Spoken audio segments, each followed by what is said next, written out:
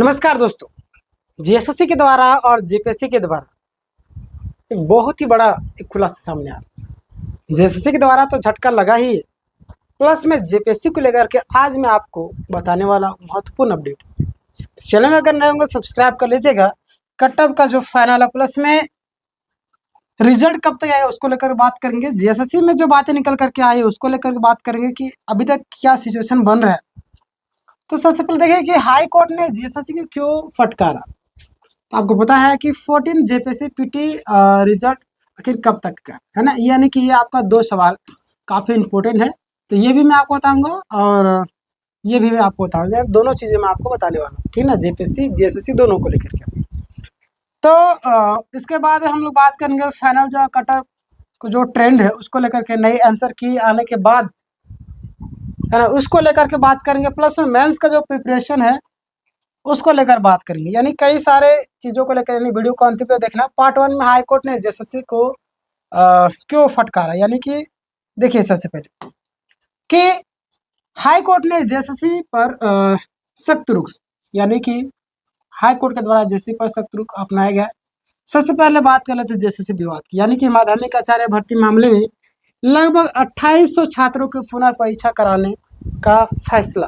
समझ रहे, 2800, समझ, इतने बड़े लेवल पर अभ्यर्थियों को प्रॉब्लम हुआ था। समझ रहे, इन लोग को फिर से परीक्षा कराने की बात किया जा रहा है। क्या, फिर से परीक्षा करवाने की बात किया जा रहा है। कर कोई बात नहीं, करवाना भी चाहिए, क्योंकि गलती हुआ भाई तो उसको स्वीकार तो करना ही होगा।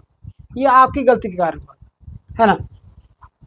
इसको लेकर के पुनर्परीक्षा कराने का जो आदेश दिया गया है, और हाई कोर्ट ने कड़ी नाराजगी जताई भी है और बोली कि अगर गड़बड़ी कुछ लोगों ने की है तो पूरे सेंटर के छात्रों को सजा क्यों। जाहिर सी बात है कि हाई कोर्ट का आदेश है कि गड़बड़ी अगर कुछ लोगों ने की है तो सभी लोगों को क्यों सजा दी जा रही। ये भी बात सही है। क्या आप इस बात से सहमत हैं? यस और नो मुझे जवाब देंगे। दोषियों पर एफआईआर और जांच क्यों नहीं, है ना। जो भी दोषी है भाई उस पर कम से कम आप कदम आगे बढ़ाइए ना। भी उत्पाद सिपाही में कई सारे लोग जेल गए, भाई दोषी तो जेल जाएंगे ना। तो जो गलती कर रहे हैं उसको कार्रवाई करना चाहिए ना, कि पूरे छात्रों को एक सजा देना चाहिए। बट कोई दिक्कत नहीं, ये भी हो रहा था, अच्छा ही हो रहा है। जेएसएससी की जो दलील है वो क्या, जेएसएससी क्या कहती, ध्यान दे। कुछ सेंटर जैसे कि आपका रांची, बोकारो और धनबाद, है ना, माउस और कंप्यूटर सिंक में समझिए, है ना, यानी कि आपका माउस और कंप्यूटर जो था उसमें आपका समस्या सामने आई। हालांकि ये जो समस्या जब सामने आ रही, कहीं ना कहीं ये तो उसकी दिक्कत है जो एजेंसी एग्ज़ाम करवा रही है ना। जैसे कोई भी करवा रही है तो उसकी ना गलती है कि कैसे काम नहीं कर रहा। आप छात्रों के साथ कैसे खिलवाड़ कर सकते हैं। उस एजेंसी पर सज़ा का प्रावधान होना चाहिए, बिल्कुल होना चाहिए। प्लस में उस पर कार्रवाई करनी चाहिए। ये ऐसे कैसे हो गया, जब काम नहीं कर रहा था वहाँ पर तुरंत एक्सचेंज करना चाहिए। किस लिए पैसे देते हैं हम लोग, फॉर्म फिलअप करते हैं भाई, पैसे उन्हीं पैसे से वो लोग को बुलाते हैं। तो कहीं ना कहीं जब हम पैसे दे रहे हैं तो उसको आप किसी कंपनी को पैसे दे रहे तो वो इस चीज़ को सुधारती, बट नहीं। अब सारा बोलते हैं सारा सिस्टम गोलमाल है, गोलमाल, वही हाल है यहाँ पे, है ना, जिससे हैकिंग जैसे स्थिति का शक हुआ। और लेकिन कोर्ट ने इसे गंभीरता से लेते हुए 8 मई को होने वाले एग्जाम पर सवाल खड़े कर दिए, है ना। 8 मई पर जो भी एग्जाम होने वाले उस पर भी सवाल खड़ा किए हैं।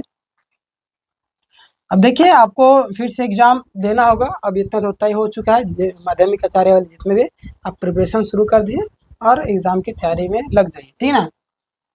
मतलब वही चीज़, प्रिपरेशन कीजिए। अब 14 जेपीएससी पीटी का रिजल्ट को लेकर के बात करेंगे।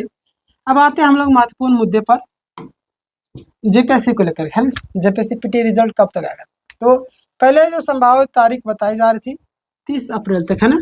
कब तक, तो जो संभावित तिथि बताई जाती है 30 अप्रैल, लेकिन आंसर की में गड़बड़ी के कारण देरी हुई, है ना। आपको पता है कि आंसर की में कितने सारे आंसर गलती किए, बताइए ना। ये लोग ये पता नहीं अनपढ़ लोगों को सेट करने के लिए देते हैं क्वेश्चन, या किसको देते हैं हमें समझ नहीं आ रहा। इतने सारे आंसर कैसे गलती हो सकता है। तो कहीं ना कहीं एक सिस्टम में फॉल है, सिस्टम की कमी है ना, एजेंसी में कमी है, उसको चेक करना चाहिए सारी चीज़। नया ट्रेंड, अविश्वसनीय अपडेट, है ना। अविश्वसनीय मतलब विश्वसनीय जो आपका निकल करके आ रहा है। 26 अप्रैल है ना रिवाइज आंसर की। 27 से 28 अप्रैल आपका ऑब्जेक्शन रिव्यू। 5 मई से 10 मई रिजल्ट का एक्सपेक्टेड बताया जा रहा है ना, कब से 5 से आपका 10 तक एक्सपेक्टेड बताया जा रहा है। हालांकि रिजल्ट मई के पहले या दूसरे सप्ताह में भी आ सकते हैं। कब? पहले या दूसरे सप्ताह में आ सकता है। क्लियर? आगे बात करते हैं। Part 3 final cut off analysis है ना। तो ध्यान दिएगा, अब हम बात करते हैं सबसे ज़्यादा जो डिमांडिंग वाला टॉपिक यही थे। काफ़ी ज़्यादा लोगों ने उस पर प्यार भी दिया था। कट ऑफ को लेकर मैंने वीडियो बनाया, आप सभी देखे भी, और हज़ारों छात्रों ने उस पर सब्सक्राइब भी करके आगे बढ़े। ठीक ना? अभी तक आपने सब्सक्राइब नहीं किया, सब्सक्राइब कर लीजिएगा, क्योंकि आपके लिए मैं हर एक चीज़ का अपडेट सबसे पहले लाते रहता हूँ। चलिए बात कर लेते हैं हम लोग अब फाइनल जो कट ऑफ क्या रहेगा। आंसर की वगैरह सारी चीज़ें जब आ ही गई तो आपको पता होना चाहिए। नहीं जानते तो मैं आपको बता दे रहा हूँ। पिछला वीडियो आप लोग नहीं देखे, जा करके देखिए कट ऑफ वाला। मैं बहुत ही बेहतरीन तरीके से एक ही चीज़ का कट ऑफ मैंने बताया, प्रीवियस ईयर का एक्सप्लेन करके, अभी का, मतलब कि सारी चीज़ों को अनुमानता से, और जो भी चीज़ें छात्रों का जो रिव्यू, सारी चीज़ों को लेकर के मैंने बताया। ठीक ना? तो अब हम बात करते हैं आपका फाइनल कट ऑफ क्या रहेगा, है ना। फाइनल कट ऑफ क्या रहेगा, तो हमने शुरुआत में भी आपको बताया था, उस वीडियो में कुछ आपको 2-4 नंबर का फ़र्क दिखेगा, क्योंकि मैंने उस समय जिस आधार पर बताया था, अब जो आपका आंसर भी बदल चुका है ना। और कई सारी चीज़ें जो आपका बदल चुके हैं, तो उसके आधार पर आपको मैं बताना चाह रहा हूँ, ध्यान दीजिएगा। अगर बात करते हैं अनरिजर्व कैटेगरी 130 से 132 के बीच में, EWS BC1 BC2 की बात करें, लगभग समान आपका रहेगा जो पिछला मैंने बताया था। ST SC की बात 124 से 126 के बीच में संभावना बताई जा रही है। क्लियर? खास बात है कि जो लोग 135 से प्लस स्कोर कर रहे थे, ठीक ना, 135 कर रहे थे, उन्हें अब डॉट में नहीं रहना चाहिए। हालांकि इस बात में भी कोई सियोरिटी नहीं है, बट आप इस चीज़ को लेकर के तैयार रहिए। ठीक ना? कई सारे लोग अलग अलग तरीके से बातें रख रहे हैं यूट्यूब में, अलग अलग तरीके से अफवाहें फैला रहे हैं, कम नंबर को भी लेकर के आपको बता दे रहे हैं ना। हर एग्जाम में आपको केवल 5000 से 6000 सीएस कैंडिडेट ही असली एग्जामिनर होते हैं, समझ रहे? मतलब आप एक तरीके से बोल सकते हैं यही लोग होते हैं जो रिजल्ट में आते हैं, समझ रहे? इसी के बीच में कंपटीशन, बाकी बात सारे लोग भीड़ के चाल में चलते हैं। अरे चलो ने फॉर्म आया, फिलअप कर दो, ऐसे लोग करते हैं ना। बाकी सारे लोग भीड़ के चाल है। अब देखिए आगे क्या होता है। अगर आपका जो स्कोर है ना, इसके आसपास में है, तो तुरंत आप तैयारी शुरू कर दिए, सीधे आपका मेंस के लिए आपको प्रिपरेशन करना होगा। क्लियर? आगे हम बात करते हैं पार्ट 5 में, यानी कि मेंस प्रिपरेशन स्ट्रेटेजी। आपको पता है, हालांकि मैं कुछ चीज़ें बता देता हूँ ताकि आपको आसानी होगी। अब सबसे ज़रूरी चीज़ आपका आंसर राइटिंग। तो आपको क्या करना है, आपका ट्रेडिशनल जो आपका लंबा जवाब है उसको आपको छोड़ना है, जो आपका फैक्चुअल बेज होगा, समझ रहे? फ्लो चार्ट प्लस में जो का स्ट्रक्चर जो कैंसर बनाना, मतलब कि एक तरीके सीक्वेंस वाइज सारी चीज़ों को लिखना, वो सारी चीज़ आपको सीखना होगा ना। बड़े उत्तर जो आपका होते हैं ना, इंट्रोडक्शन वगैरह, तो आपका फ्लो चार्ट, एनालिसिस प्लस में कंक्लूजन, ये सारी चीज़ें आपको सीखना होगा। ठीक ना? बाकी आप इतना तो आंसर राइटिंग करना शुरुआत किए हैं तो आप समझदार होंगे ही होंगे।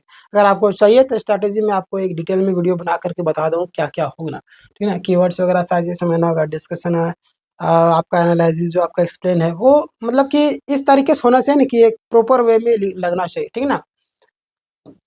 अप्रोच वगैरह जो भी चीज़ें हैं ना, और गलत अप्रोच मतलब कि कम नंबर आपको बनेगा, समझ रहे? तो ये सारी चीज़ें जो आपको ध्यान रखने की ज़रूरत थी। अगर आपका नंबर इसके आस-पास में आ रहा है तो आप बिल्कुल तैयारी, देखिए ज़रूरी नहीं कि अगर मान लेते हैं कि आपको उससे चला गया ओवर और आपका नहीं हुआ, तो क्या दिक्कत है? अभी जो आप तैयारी कर रहे थे वो आपका अगला साल तो काम देगा, अगला बार आएगा उसमें तो आपको स्ट्रैटेजी काम देगी। तो दुनिया के हर एक चीज़ चोरी होता है, बस एजुकेशन, आपका बुद्धि, आपका दिमाग चोरी नहीं होता है। तो इसीलिए तो बोलते हैं कि शिक्षा वो शेरनी का दूध जो पिएगा दहाड़ेगा, यानी कि एजुकेशन ग्रहण करते रहिए, यहाँ नहीं तो वहाँ आपको काम दे ही देगा। बाकी बात इस पूरे मामले में आपके मन में कुछ सवाल है, कुछ दिक्कत है तो कमेंट करके ज़रूर बताइएगा। माध्यमिक आचार्य वाले तैयारी कीजिए, आपका एग्ज़ाम बहुत ही जल्द है। तो अगर आप प्रिपरेशन करते तो हमारे यहाँ पे सभी क्लासेस फ्री होते, सारा लाइव होते। झारखंड जीके की बात करें, रात्रि के 9 बजे होता है आपका। बाकी बस सभी क्लास आपका 8 बजे से लेकर रात्रि के 11 बजे तक चलते हैं। यूट्यूब में सारा क्लास लाइव चलते हैं। पीडीएफ आपको प्राप्त करना डिस्क्रिप्शन में लिंक मिलेगा, टेलीग्राम का जाकर के जोड़ सकते हैं। धन्यवाद।